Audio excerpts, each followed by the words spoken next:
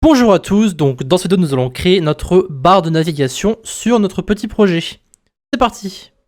Alors, c'est l'heure de commencer notre petit projet. Donc comme nous avions vu dans les vidéos précédentes, nous avons vu comment VS Code fonctionnait. Donc ici, nous allons directement commencer par créer notre projet. Alors on va commencer par créer nos deux dossiers CSS et images. Donc c'est plus ou moins clair je pense. Dans le CSS, on va mettre le CSS. Et dans le dossier images, on va mettre les images. On va faire un clic droit et on va ouvrir avec VS Code. Ça va récupérer nos deux dossiers.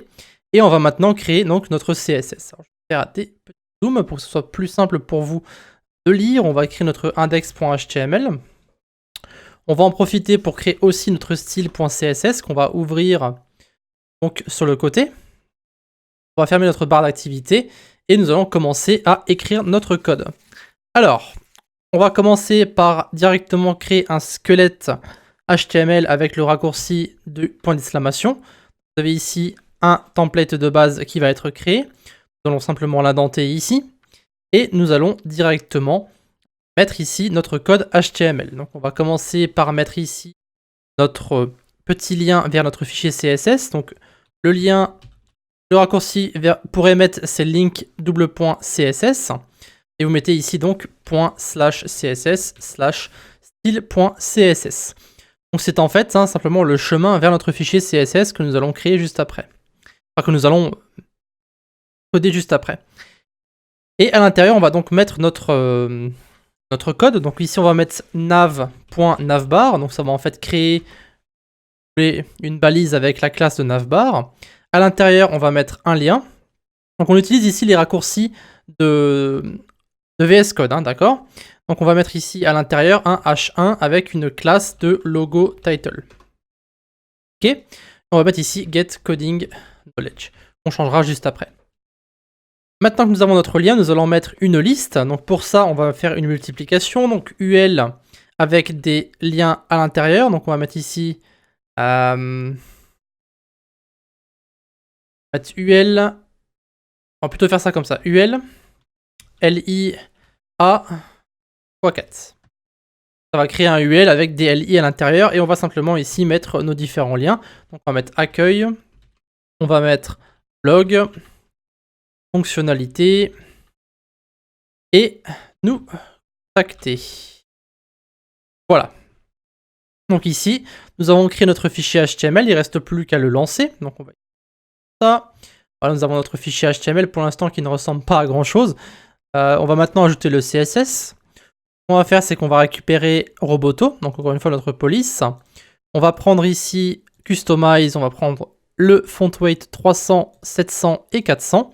Et au lieu d'utiliser le CSS ici, on va importer la police dans notre fichier CSS avec le import que vous avez ici. On va faire un copier-coller. Hop, on va mettre ça directement dans notre fichier CSS.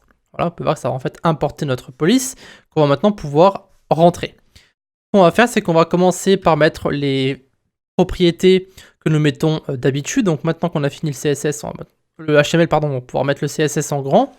On va mettre ici donc margin 0, padding 0, box sizing, donc encore une fois avec les raccourcis border box. Et nous allons mettre ensuite un body très simple. On va mettre font family et on va mettre Roboto et un 100. Voilà. Et ici, nous allons ensuite mettre le A. Donc on va enlever en fait simplement les text decoration. On va mettre none. Voilà, donc on va en fait simplement enlever les liens, les tirer, pardon, tous nos liens ici. D'accord. Maintenant, on va directement ajouter notre navbar. Donc ici, on va mettre .navbar. On sélectionne simplement notre classe que nous avons mis sur notre menu de navigation ici. On va commencer par mettre un display flex. Et on va mettre un justify sent. Et on va mettre space between. Pas around, between. Alors bien sûr, ça va ici mettre donc notre H1 à gauche et nos différents titres à droite. On va mettre un background color, donc on va faire un titre en noir. On va mettre ici 1D, 1D, 1D. Voilà, donc c'est une sorte de noir. Et on va mettre le tout à l'intérieur en blanc. Alors évidemment, cette color n'est pas nécessaire pour le moment. On n'a que des liens à l'intérieur de notre barre de navigation. Donc ce qu'on va faire, c'est modifier notre point logo title. On va mettre color F. On va mettre point logo title, mais on va aussi mettre le navbar, donc point navbar ULLIA. Voilà, donc ça va en fait simplement prendre notre lien ici, notre H1, et notre menu de navigation à droite. Donc on a ajouté la couleur blanche dessus. Ici, ce qu'on va faire ensuite, c'est mettre justement, donc, positionner notre menu en haut à droite. On va mettre aussi un display flex pour que ce soit plus joli.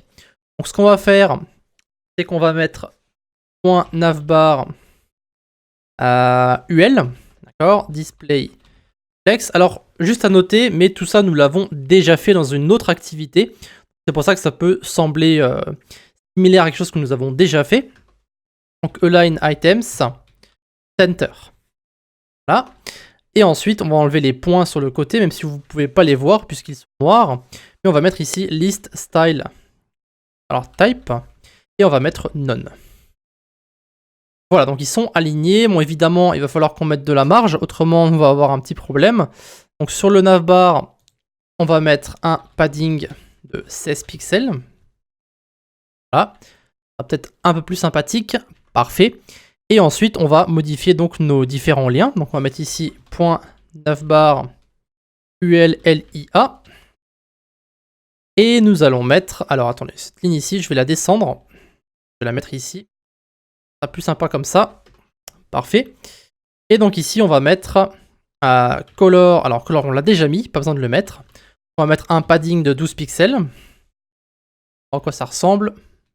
Vous savez quoi? On va ajouter aussi un margin pour mettre encore plus d'espace. Donc on va mettre 6 pixels. On va en mettre,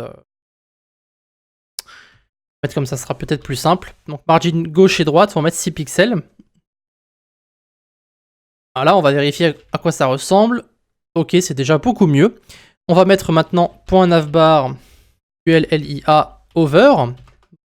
Et à quoi ça ressemble lorsqu'on va mettre notre souris sur les différents liens.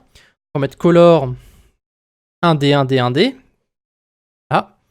On va mettre background color. On va mettre FFB 42A, une sorte de orange. Et on va mettre aussi un border radius de 4 pixels. Voilà. Voyons voir à quoi ça ressemble. Ok, on passe notre souris sur les différents liens. Et vous pouvez voir qu'il y a bien l'arrière-plan qui est en orange avec les petits coins qui sont arrondis. Et nous avons les différents liens qui fonctionnent. Donc nous avons maintenant une barre de navigation qui fonctionne. C'est parfait.